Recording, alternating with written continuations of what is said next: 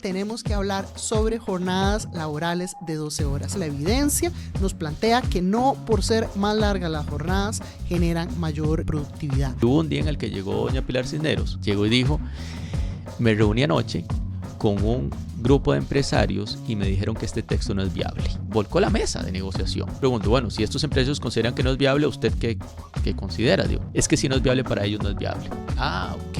Impacto absorbido nuevamente por las mujeres de estas jornadas extenuantes sumadas al tema del cuidado. Porque si miles de personas trabajadoras se oponen a un proyecto que les deteriora sus condiciones laborales, porque hay unos señores que por el hecho de tener la billetera más gorda parecen importar más que miles de ciudadanos y ciudadanas en esta decisión. Si el partido por el que usted planea votar tiene en este momento representación legislativa, sepa que todos los partidos, a excepción de la bancada del Frente Amplio, están apoyando el proyecto de jornadas de 12 horas.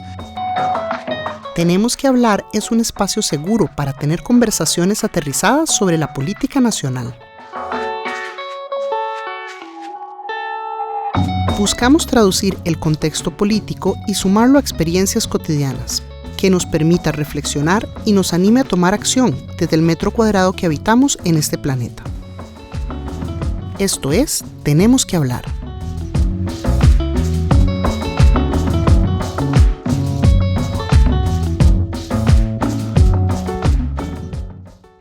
Hola. Muchas gracias por acompañarnos en este nuevo capítulo de Tenemos que hablar. Soy su anfitriona, Maggie Salas, y hoy tenemos que hablar sobre jornadas laborales de 12 horas. Y para acompañarnos en esta importante conversación, tenemos por acá al diputado Jonathan Acuña. Bienvenido, Jonathan. Muchísimas gracias por este espacio para conversar. Jonathan es economista, es egresado de la maestría en sociología, ha sido asesor legislativo, es actualmente diputado y secretario del Frente Amplio. Tremendo sombrero. Algunas tareas, sí. Y me cuenta por ahí un pajarito que sos aficionado a los videojuegos. Sí, tengo afición a los videojuegos desde hace mucho tiempo. Ahora tengo muy poco tiempo para dedicarme a esa afición, pero es algo que me gusta, que me apasiona, que me saca también de toda la atención. Entonces, ahí está todavía ese hobby. ¿Y cuáles te gustan? ¿Qué tipo de videojuegos te gustan? Hay como dos vertientes grandes. Una, los que tienen jugabilidad muy a lo Nintendo. Está muy cuidada la jugabilidad, que es apabullante el nivel de detalle. Y otros que son juegos independientes con buena narrativa, que cuenten buenas historias. Eso también me gusta. Se ha transformado bastante la industria. Es una industria que mueve millones. Es una industria que mueve millones, que ahora tiene la particularidad del surgimiento, una década hacia acá, de una escena independiente que ya no depende de grandes emporios de la industria, sino que también de pequeños estudios, de emprendimientos más pequeños que son capaces de llevar adelante procesos de producción de videojuegos que se han ganado espacios muy grandes, ¿verdad? Además con una creatividad inmensa porque no dependen ya de señores accionistas que quieren que se pueda ganar millones a través de su millonaria inversión, sino que dependen también de gente muy creativa que también vive de eso, pero que produce a partir de sus experiencias, de toda la diversidad, etcétera. Entonces también hay una escena muy interesante. Sí, termina siendo un espacio de expresión que se toca de cerca con lo que puede ser la cinematografía. Lo es, sin duda son, no sé si denominarles productos culturales, ¿verdad? Son formas de expresión particulares que surgen de un espacio muy vinculado a las nuevas tecnologías, etcétera, pero que se convierte también en un vehículo de expresión de nuevas historias, de experiencias de personas, también una manera de introducir diferentes temáticas que puede que en otros espacios no se estén tocando, y por supuesto que tiene de cultural muchísimo, ¿verdad? Claro que sí. Bueno, antes de entrar a conversar propiamente sobre el proyecto, yo quería que habláramos sobre el contexto del trabajo en Costa Rica, porque no es menor en qué momento y a qué esfera, qué mundo laboral llega esto. Estamos viviendo un momento en Costa Rica con una de las históricas menores participaciones laborales. Estamos en un 56% de participación laboral, en un fenómeno del que se ha hablado muchas veces, de personas que ya no buscan trabajo, sino que disminuye la cantidad de personas que buscan trabajo. Esto también se relaciona con el desempleo, porque son cifras menores, porque hay menos gente trabajando. Y estamos hablando también de un empleo informal por ahí del 37%. Es decir, condiciones laborales que no necesariamente protegen a la población. Es un escenario complejo. Y el tercer elemento que quiero traer a la mesa es poca supervisión. La Defensoría de los Habitantes justamente en estos días sacó un informe planteando, bueno, el radio entre inspectores laborales y la cantidad de personas trabajadoras que tendrían que ver, que supera los 15,000, son muy poquitos los inspectores para realmente darnos cuenta. Entonces, un contexto laboral complejo en el que se inserta en estos momentos. Sí, sin lugar a dudas, de manera posterior a la pandemia, bueno, en la pandemia tuvimos un crecimiento del desempleo inmenso, ¿verdad? Que tocó límites por encima del 20%, producto de todo lo que implicó también para la economía la atención de la pandemia. Pero después de eso la recuperación ha sido, digamos, no plena, porque si bien la tasa de desempleo comienza ya a ir a la baja, ¿verdad? Es de manera posterior a la pandemia, ya no están los cierres, entonces comienza la tasa de desempleo a reducirse, pero hay menos gente participando, menos gente buscando trabajo, y la tasa de desempleo lo que mide es la gente en disposición de trabajar contra la gente que sí encontró trabajo. El resto son desempleados, los que estaban en disposición de ir a buscar trabajo pero no lo encontraron.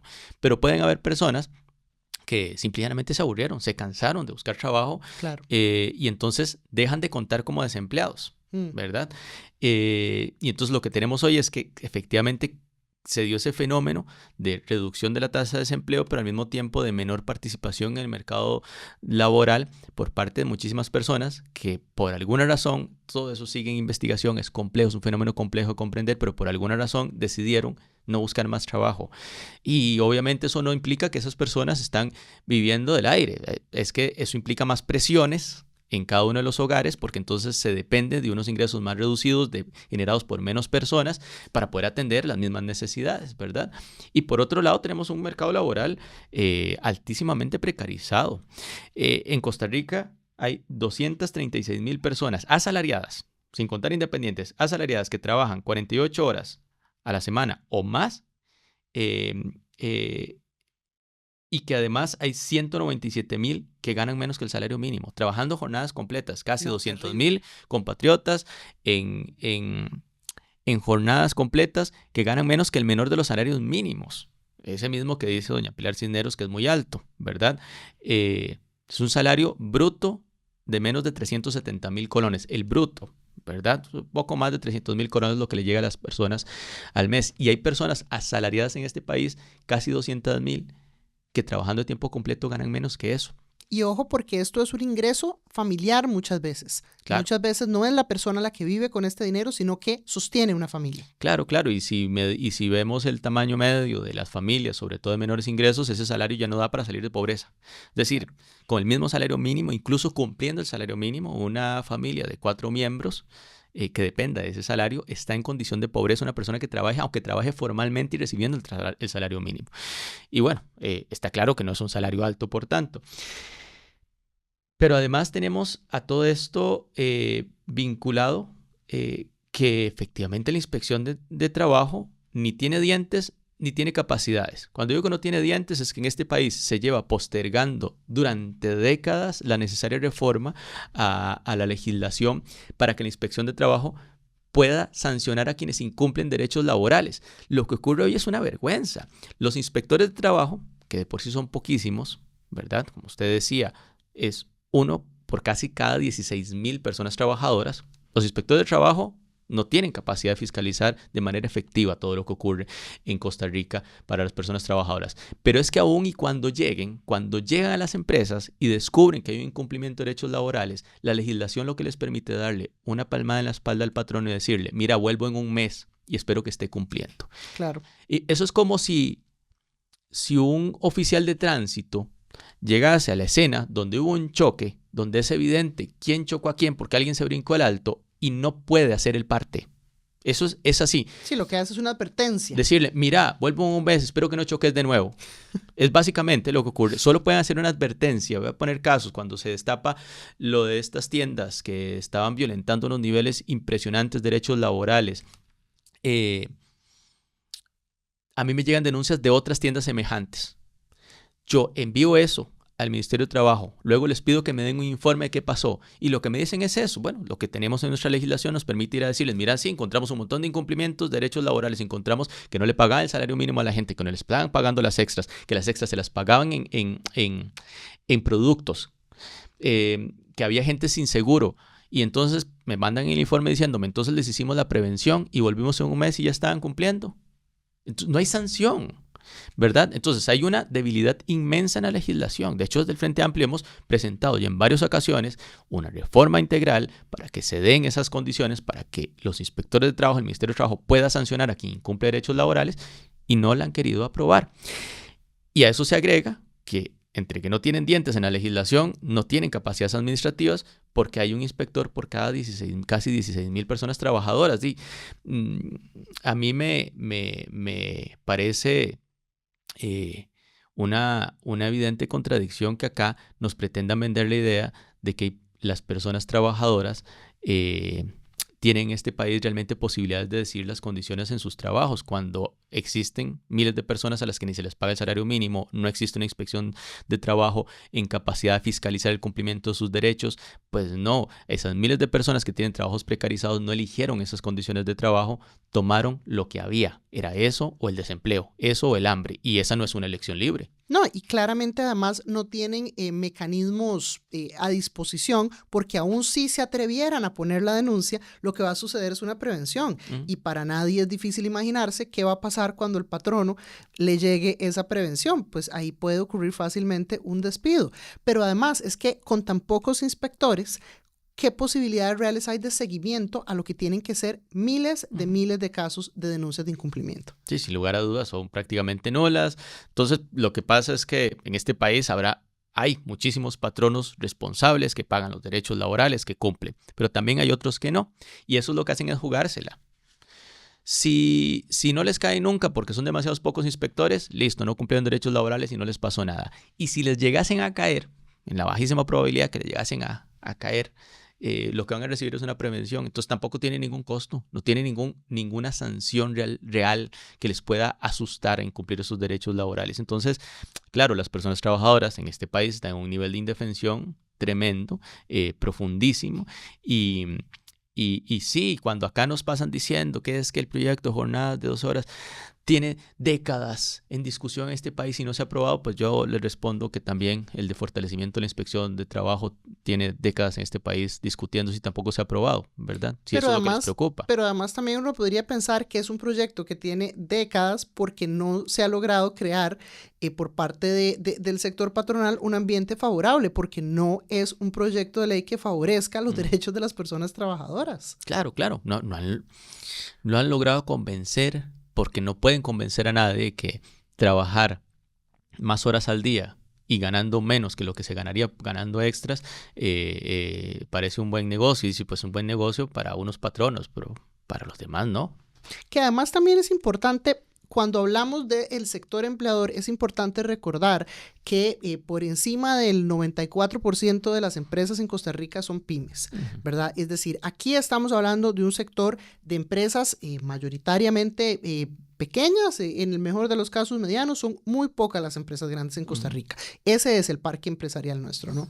Claro, y las condiciones de esas MIPYMES no se solventan quitándole derechos a las personas trabajadoras, se solventan echándoles el hombro con acciones concretas. Pues nosotros lo hemos hecho, ¿verdad? Y con una ley ya aprobada, presentada por el Frente Amplio, le bajamos los impuestos a las nuevas MIPYMES que se creen en este país durante 6 años. Eso sí es echarles el hombro. No quitarle derechos a la gente que trabaja en esas MIPYMES. O a las personas trabajadoras independientes les bajamos el impuesto sobre la renta a todas. Y muchas de los pequeños emprendimientos son de gente que se inscribe como trabajadora independiente, ¿verdad? Eso sí es echarles el hombro. Y podemos poner incluso con las empresas grandes, podemos sentarnos a conversar sobre cómo se financian los programas sociales en este país que hoy se cargan con contribuciones sobre planilla. Estamos dispuestos a sentarnos a conversar cómo modificamos ese modelo, que no sean contribuciones sobre la planilla, pero que tampoco se desfinancie FODESAF, porque de ahí dependen las becas, dependen las ayudas sociales, etc. Estamos dispuestos a sentarnos a conversar sobre eso, a cómo facilitar las condiciones de prosperidad en el tejido económico nacional. totalmente de acuerdo en sentarnos con el sector empresarial para eso, pero que no me digan a mí que la solución para este sector empresarial, para este tejido, sea quitarle derechos a la gente trabajadora. No, no, hay una manera de generar prosperidad que sea compartida, ¿verdad? No a costa de empeorar las condiciones de vida de los demás. Sí, este punto que señalas es clave porque justamente está Costa Rica más bien en el camino que se está planteando de jornadas de 12 horas en un serio retroceso. Y en un serio retroceso que va a contrapelo de la tendencia de la vanguardia en materia laboral. Entonces, para hablar del proyecto concretamente, se presenta un proyecto de ley. El proyecto de ley que se ha dado a conocer mucho como jornadas 4-3. Y a mí me parece importante hacer énfasis en lo de 12 horas. Y considerando la extensión de la jornada laboral, porque también se ha traído a la mesa mucha investigación que habla sobre los beneficios de una jornada 4-3, pero casi toda pertenece a países que tienen jornadas laborales de 40 horas o menos. Claro. De hecho, al inicio de esta discusión, en esta Asamblea Legislativa, gente que impulsa el proyecto, como doña Pilar Cisneros, nos mandaba estudios de lo que ocurrió en Reino Unido con las jornadas 4-3. Pero siguen trabajando 8 horas allá. Son 4 días trabajando 8 horas. Y claro que genera beneficios eso. Claro que estaba mejorando la salud, incluso la productividad de las empresas, porque la gente estaba mejor, la gente trabajadora. De primero hay que hablar de cuántas horas pretenden que trabaje la gente en este tipo de jornadas 4-3. No son jornadas 4-3 a secas, son jornadas de 12 horas. De 12 horas. Y esto es importante, porque también el otro argumento que usan es: igual son las mismas horas que se trabajan durante la semana, 48. Sí, pero los seres humanos no somos máquinas.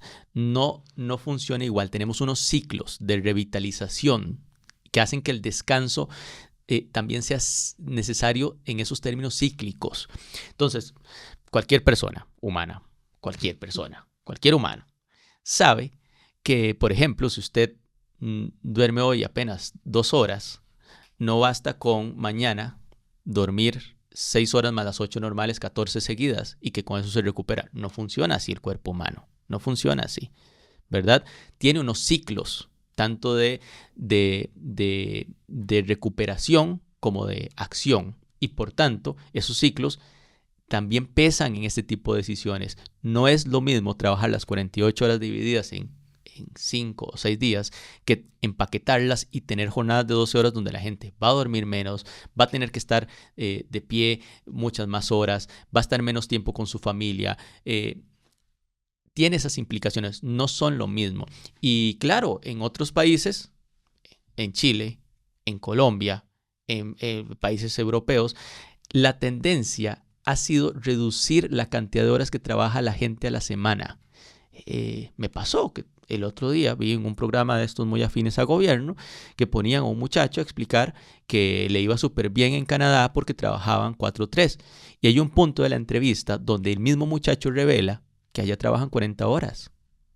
Sí, claro, que hay una diferencia. Está trabajando 10 horas al día, no 12. No 12. En Costa Rica, de hecho, ya se puede hacer eso. Y no hace falta ninguna reforma.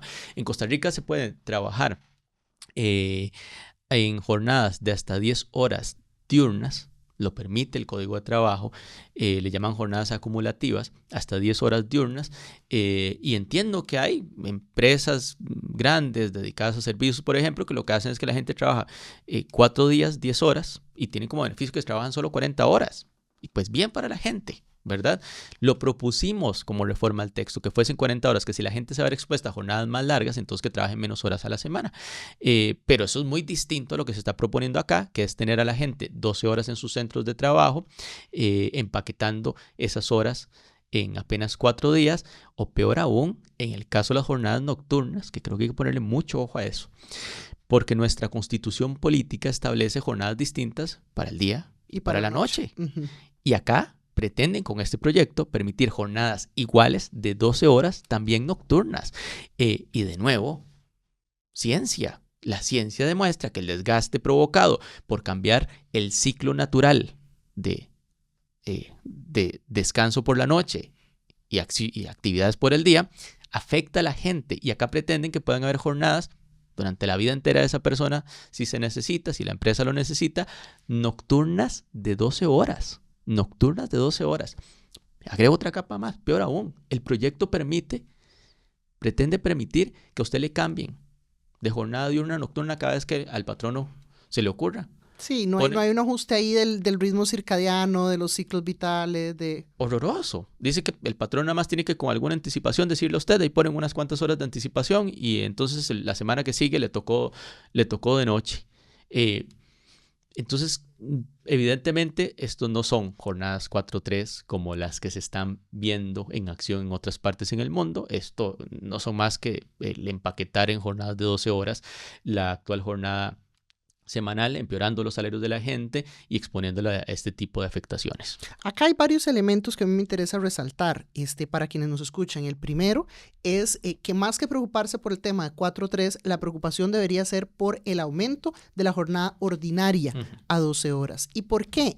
Bueno, en primera instancia, por esto que ya mencionábamos, las afectaciones a la salud, y bueno, varios colegios profesionales se han pronunciado en contra, ¿verdad? En contra de incluso el Colegio de Terapeutas Físicos, planteando la afectación que puede tener para el organismo tener un trabajo continuo de 12 horas. Entonces hay un primer elemento de la extensión de las jornadas, pero hay otro segundo elemento que es la afectación económica.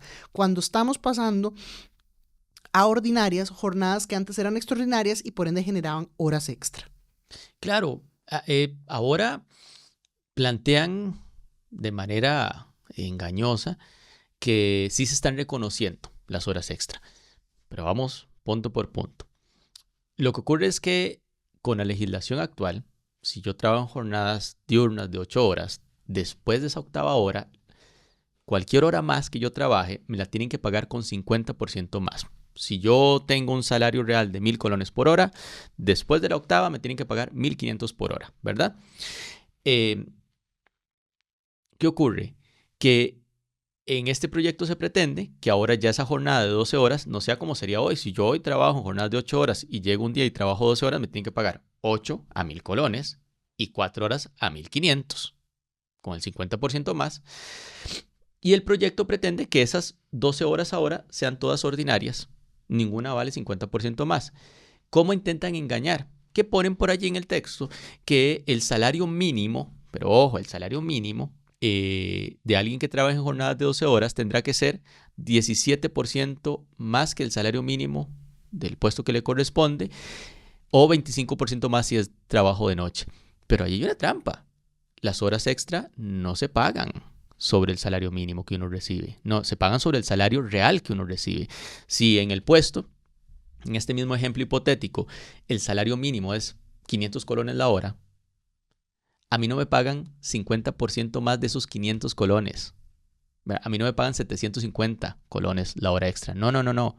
Mi hora extra vale los 1,000 de mi salario real, no del salario mínimo que me correspondería en ese puesto, los 1,000 de mi salario real, más el 50%, 1,500.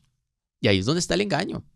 Porque pretenden decir, claro, como subimos el salario mínimo para esas categorías, ya le estamos pagando las extras. No, porque las horas extras no se pagan con 50% más que el salario mínimo que me corresponde, 50% más del salario que yo recibo. Y entonces aquí hay una cosa paradójica, porque usted le escucha a los defensores de este proyecto hablar y dicen que es para trabajos muy bien remunerados. Entonces, si son trabajos muy bien remunerados, son trabajos que se pagan por encima del salario mínimo, ¿no? Claro. Y si se pagan por encima del salario mínimo, el aumentar el salario mínimo no les hace nada, ni cosquillas. Lo que pasa es que esa persona que hoy tendría que ganar 1,500 por cada hora extra, no va a ganar 1,500 por cada hora extra, va a seguir ganando 1,000.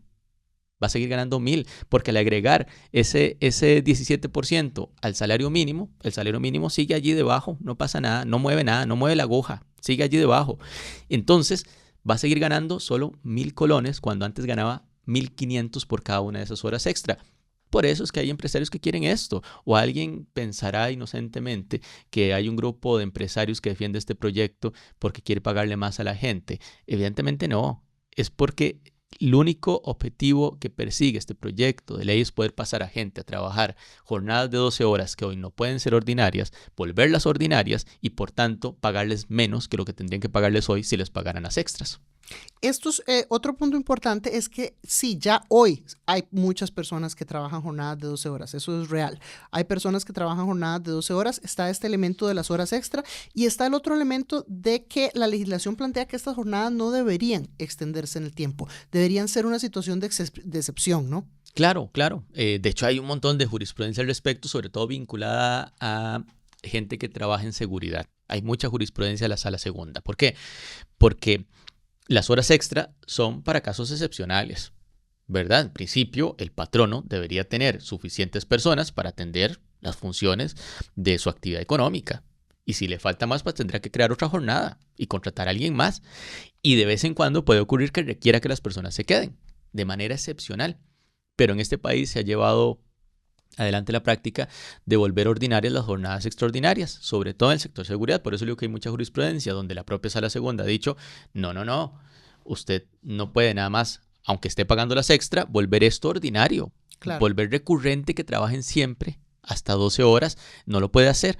Y acá lo que quieren es legalizar eso y además de legalizarlo, de paso pagarle menos a la gente. Eso es lo que se pretende. ¿Y por qué yo tengo tan claro que se pretende pagarle menos a la gente? Porque durante la discusión, cuando lo tuvimos en la Comisión de Asuntos Hacendarios con el anterior proyecto, yo en varias ocasiones les dije, ¿y por qué no ponen en el texto directamente que las personas que trabajen en jornadas de este tipo recibirán una remuneración equivalente al pago de sus horas ordinarias más el resto de horas por encima de la octava o la sexta, dependiendo si es diurno o nocturno, igual con el 50% más? ¿Por qué no lo ponen así de clarito? Igual como funciona hoy con la remuneración. Si de verdad no quieren bajar los salarios. Y se negaron siempre. Claro. Se negaron siempre porque en el fondo quieren que la gente... Y quieren pagarle menos a la gente. Eso es lo que ocurre. Eso es todo lo que ocurre en el fondo con un proyecto como este.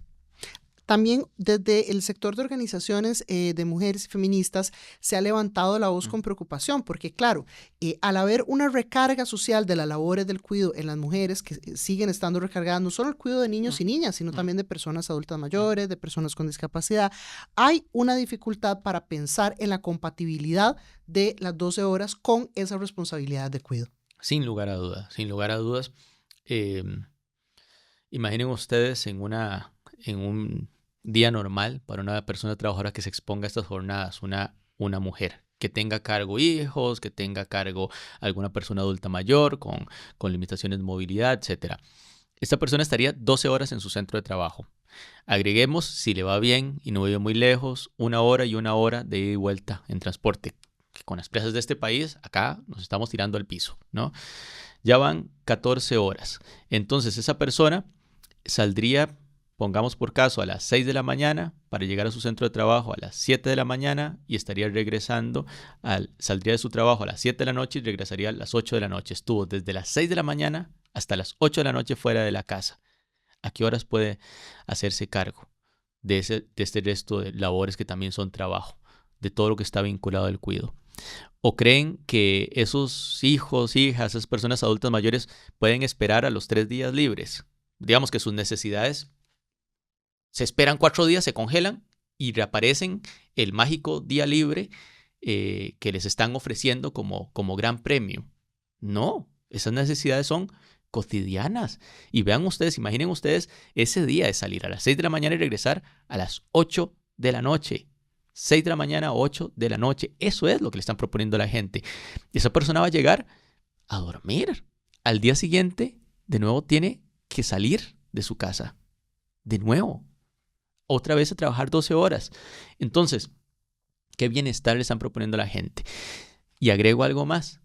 En este país, en lo que va de este gobierno, se han recortado 7,000 cupos en red de cuidado. 7,000 cupos. Al cierre del año 2024 se habían recortado 7,000 cupos.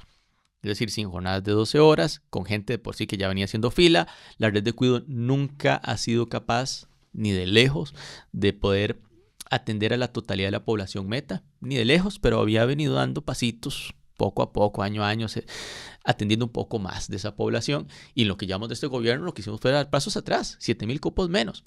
Entonces, claro, porque la otra pregunta es, ¿quién, o sea, si yo no estoy, ¿quién cuida a esos niños y niñas mientras yo no estoy? Claro, y entonces lo que dicen es, no, la red de cuidado, pero la red de cuidado tiene 7,000 cupos menos. Ya para lo de hoy no alcanza, y alcanza cada vez para menos, para menor atención. No, y además una jornada extensa, porque entonces ahora ya no necesito que la persona cuide a esos niños o niñas o personas adultas mayores 8 horas. Ahora necesito que las cuide 14 horas. Claro, que ni aunque estén en edad escolar, por ejemplo, los menores de edad, evidentemente solo estarán una fracción de ese tiempo en la escuela. Y cuando se ha intentado en el proyecto incluir que entonces sea el patrono el que se encargue de brindar alternativas de cuidado pagadas por el propio patrono, pues, dado que la persona se va a exponer a esas jornadas tan extensas, nos dicen que no. Y el texto dice que el patrono podrá. Sí, el patrono también puede ponerles piscina, digo, puede hacer muchas cosas. También podrá darles más vacaciones, pero curiosamente no ocurre, ¿verdad? También podría pagarles el doble. Digo, podría hacer muchas cosas el patrono. Entonces pone, el patrono podrá dar alternativas de cuidado. Eso es un saludo a la bandera, me parece además una especie de burla, porque es un reconocimiento de que hay un problema vinculado al cuidado, que afecta Claro. principalmente a las mujeres, pero que en todo caso no van a resolver, ¿verdad?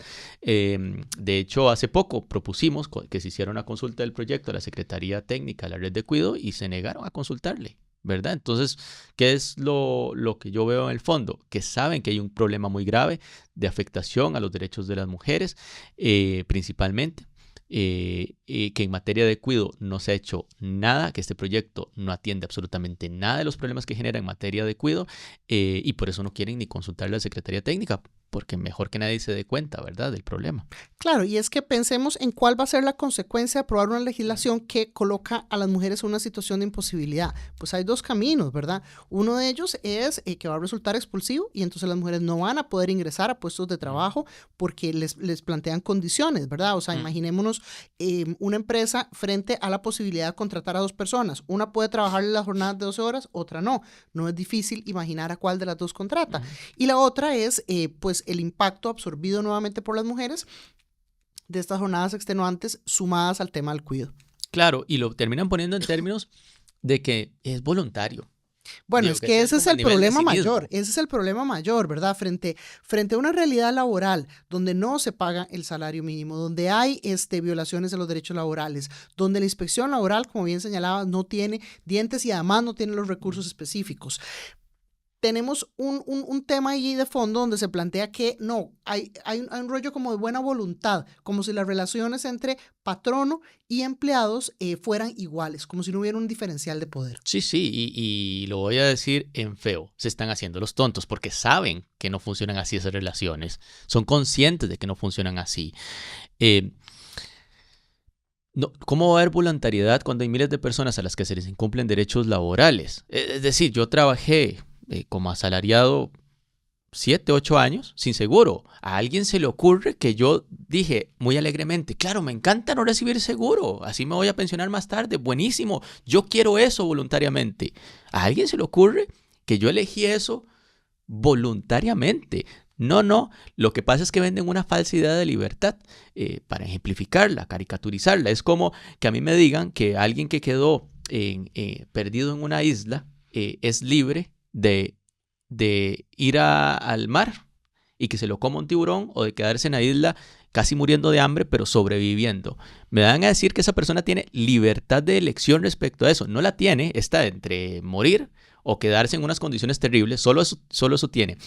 La libertad no es el solo hecho de poder decidir, es poder decidir en condiciones de dignidad, en condiciones decentes. Entonces, cuando venden esta idea de que no pasa nada, las jornadas de 12 horas van a ser voluntarias, usted las toma o las deja, no, porque hay miles de personas que lo único que van a poder hacer es decidir entre trabajar en estas condiciones que me hacen daño, que no me gustan, pero que no me queda de otra, o quedarme sin ingresos.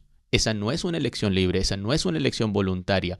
Entonces, claro, venden ese mito porque no tienen cómo explicar a la gente de otra manera, que realmente lo que están haciendo es debilitando el marco el marco jurídico que lo que busca es proteger a la parte trabajadora en una relación de poder desigual, que por eso existe el Código de Trabajo, por eso existe la legislación laboral, porque se reconoce que la cancha ahí está dispareja.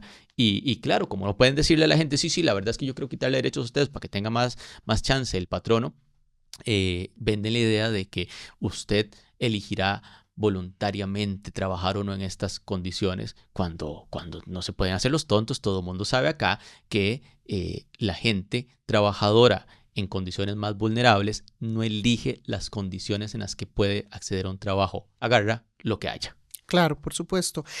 Un proyecto de ley que busca reducir el pago que reciben las personas, que busca empeorar y alargar las jornadas, que tiene impactos muy negativos para sectores ya de por sí excluidos, porque además hablemos de que el mayor desempleo en Costa Rica lo enfrenta el sector femenino y el de menor ingresos. ¿Quién quiere esto? O sea, ¿cuál es el sector del empresariado que está planteando que necesita esto para poder sobrevivir y por qué?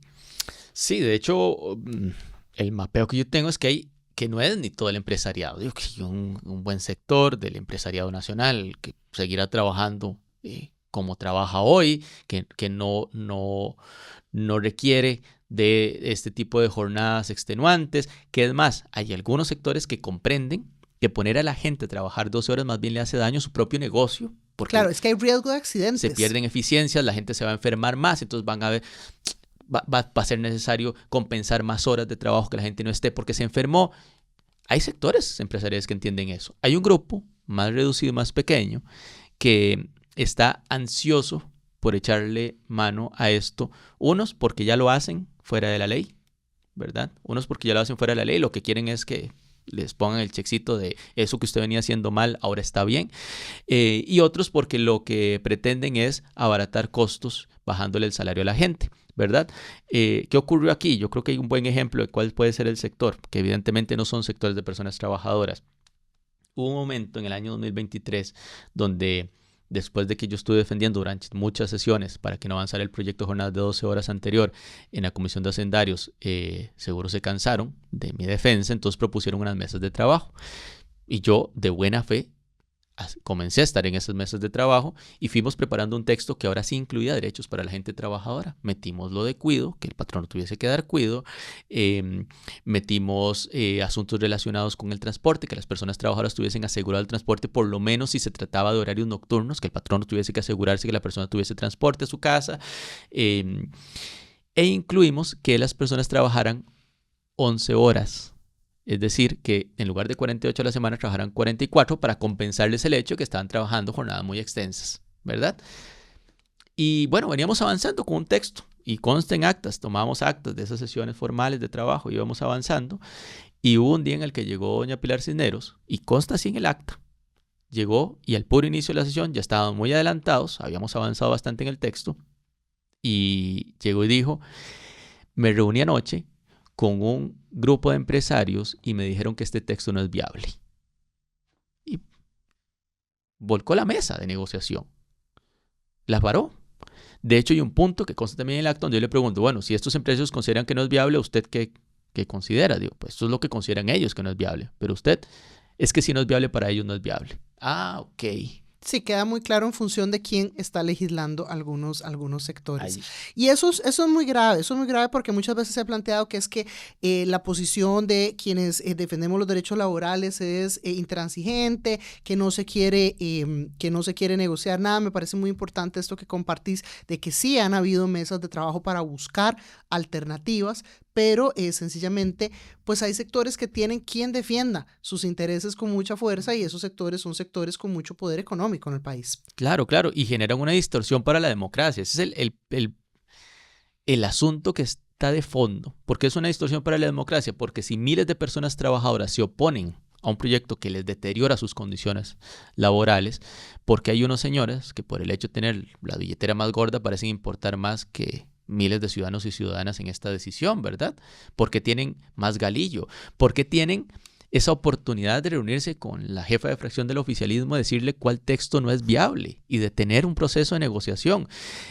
Ahí es donde hay un grave problema para la democracia.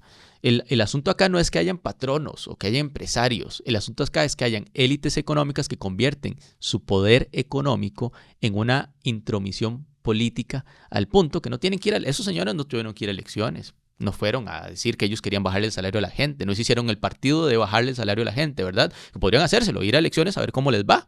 Y que la promesa de campaña sea, les voy a bajar el salario a ustedes. Deberían ir. En democracia tendrían derecho a ir, ¿verdad? A ver cómo les va. Pero no hacen eso.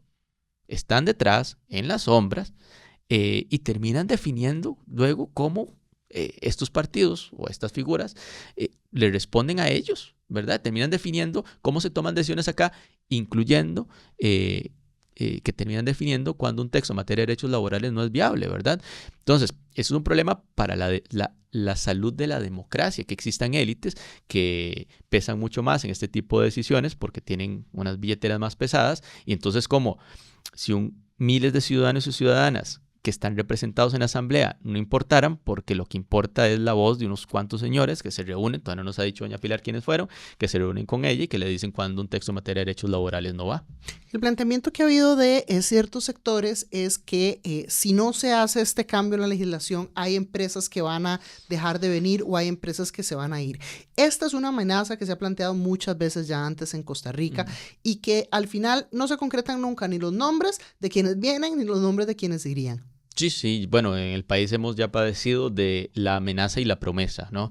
Y constantemente, cada vez que se habla de derechos laborales, nos dicen, es que si se aprueba ese avance, se van a ir, o si no se aprueba este retroceso, se van a ir.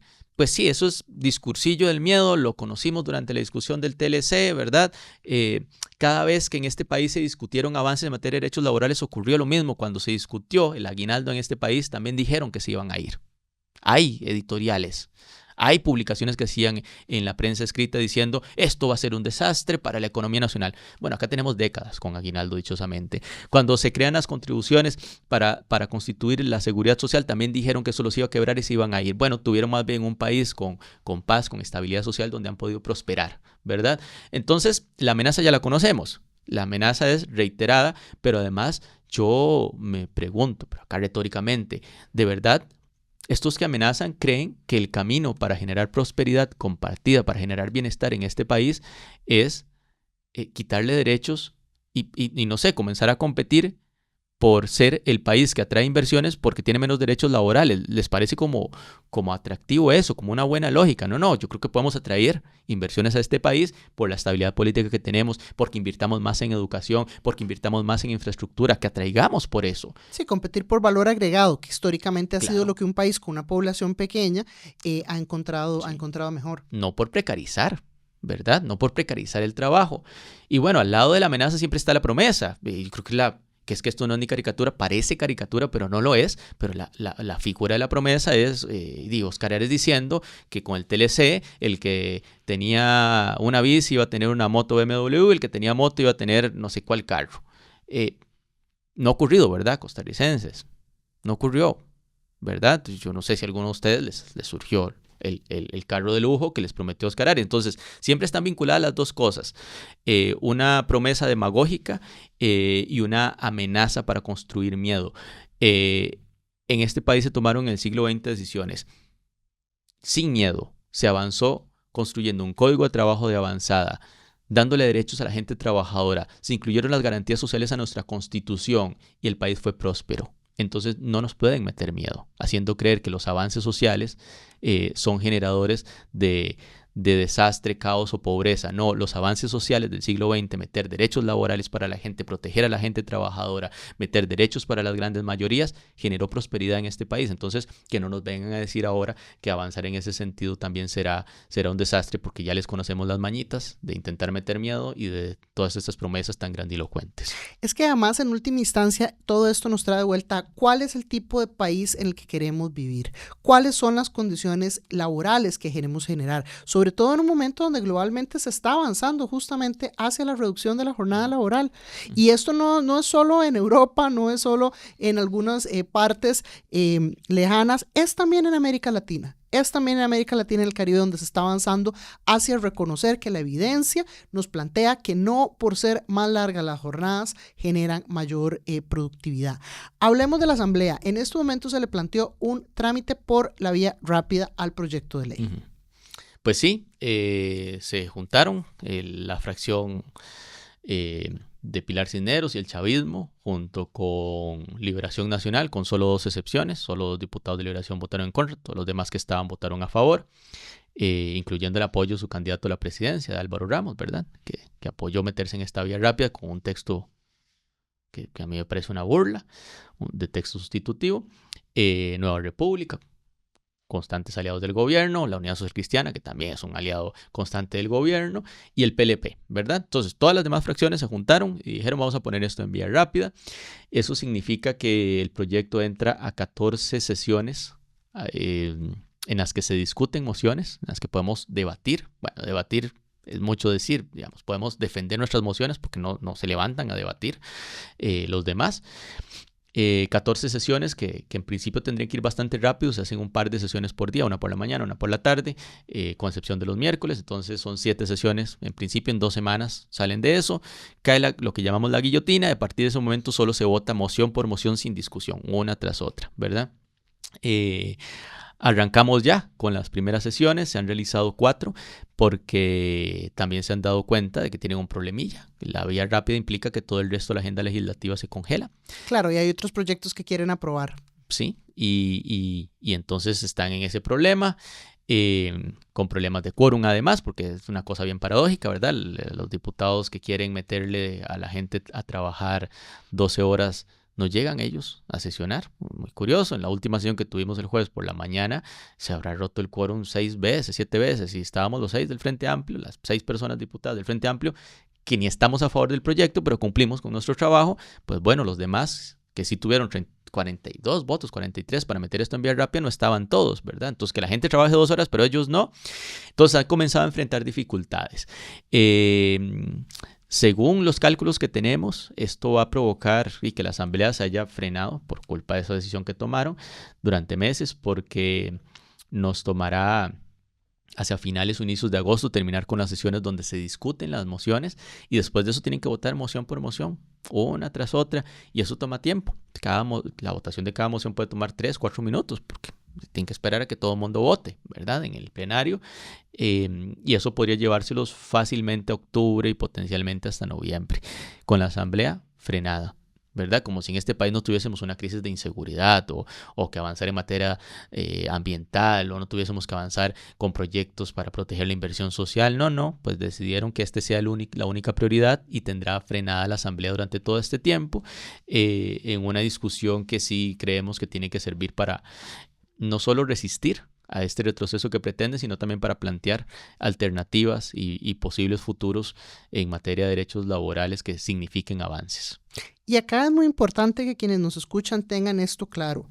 Si el partido por el que usted planea votar tiene en este momento representación legislativa, sepa que todos los partidos, a excepción de la bancada del Frente Amplio, están apoyando el proyecto de jornadas de 12 horas.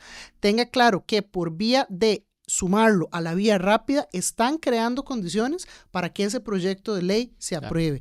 Y entonces aquí uno tendría que hacer el entronque. Y si usted defiende los derechos de las mujeres, si usted defiende los derechos de la población con discapacidad, si usted defiende la lucha estudiantil o en general los derechos laborales, usted tiene que saber que estos partidos están todos oponiéndose a estos derechos porque están facilitando un proyecto de ley que empeora las condiciones de vida para todas estas poblaciones y para la población trabajadora general, que es la más amplia.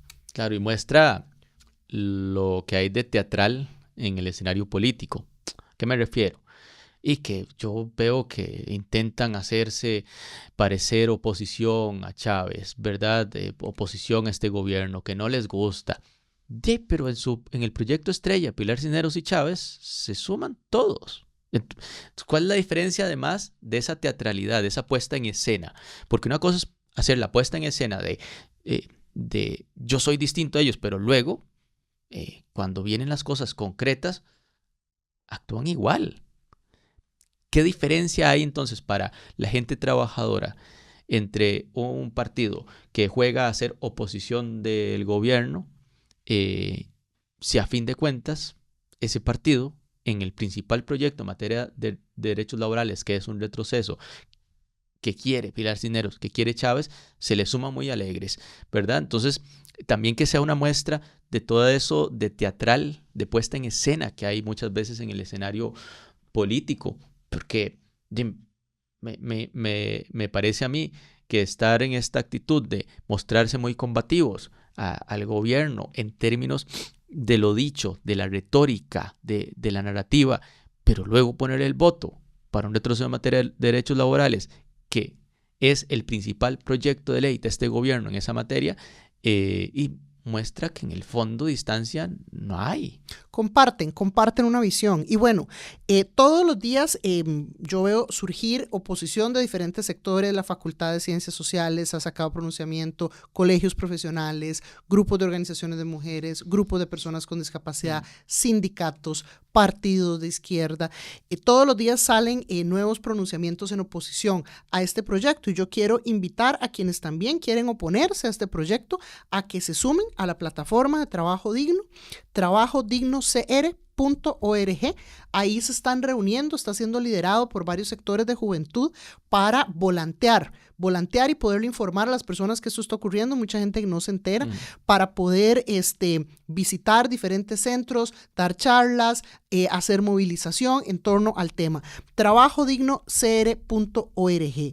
Y hablando de escenarios, en un escenario donde ya no tengas que dedicar la vida entera a pelear contra el proyecto de jornadas de 12 horas, si vos tuvieras una varita mágica y pudieras escoger un puesto dentro de la administración pública, ¿qué puesto escogerías el próximo?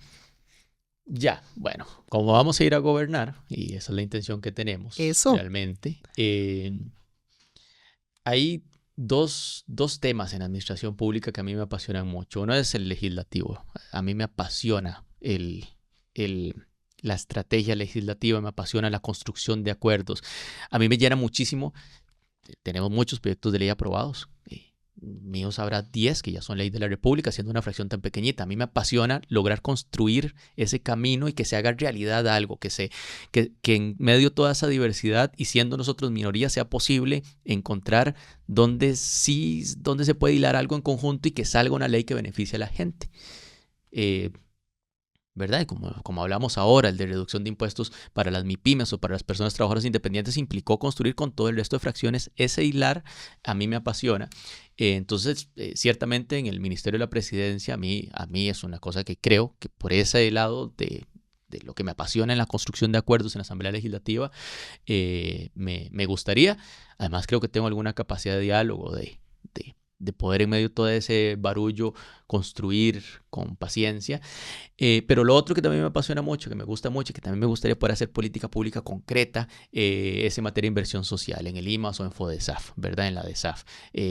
Poder dirigir los recursos para que se inviertan mejor en materia de programas sociales, en becas, en vivienda, ¿verdad? Creo que hay tareas muy grandes que se pueden hacer en reestructurar ese sector, en hacerlo más eficiente, pero hacerlo también más efectivo, más humano, más capaz de responder a las necesidades de la gente. Y también allí me gustaría, pero bueno, ya veremos. Yo también entiendo que uno tiene que servir como herramienta para la construcción de todas esas cosas en las que sueña y entonces como herramienta también uno tiene que estar en la tarea en la que mejor pueda servir en ese momento, ¿verdad? Pero bueno, esperamos gobernar en 2026. Estamos haciendo todo lo necesario. Tenemos la gente para poder gobernar este país y para que en medio de esto que a uno le asombra, el ascenso de estos discursos de odio, en medio de la apariencia que quieren darnos de que esta es una sociedad costarricense crispada y llena de enojo.